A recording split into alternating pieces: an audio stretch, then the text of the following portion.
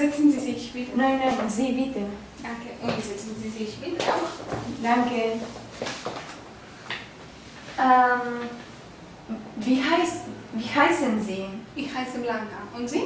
Ich heiße Carolina. Wie bitte? Können Sie bitte das buchstabieren? Ja, klar. C-A-R-O-L-I-N-A.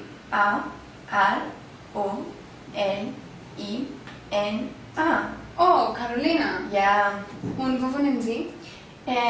Du kannst mich duzen. Ich wohne in München und du? Ich wohne in Magdeburg. Oh, Tokyo Hotel kommt aus Magdeburg. Magst du Tokyo Hotel? Ja, das ist mein Lieblingsband. Oh. Warten. Bitte? Hallo? Hallo. Was trinkst du? Ich trinke ein Bier. Ein Bier und eine Cola, bitte. Ja, ich komme sofort. Danke. Bitte? Kommst du mit ins Tokyo Hotel Konzert? Wann? Am Samstag. Schade, ich habe keine Zeit. Ich habe um 10:45 Friseurtermin. Ja, das Konzert aber ist um 8:30.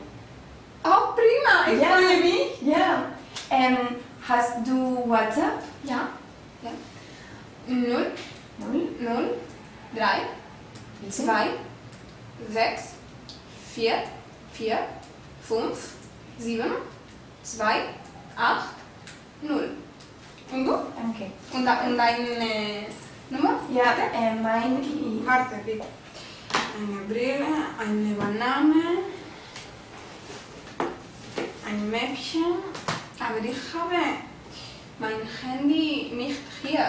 Ja, ich habe aber einen Kuli und ein Heft. Ja? 0, 3, 2, 6, 4, 5, 9, 8, 9 und 7. Danke.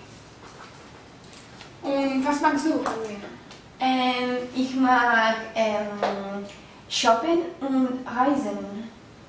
Oh, und wohin reist du gerne?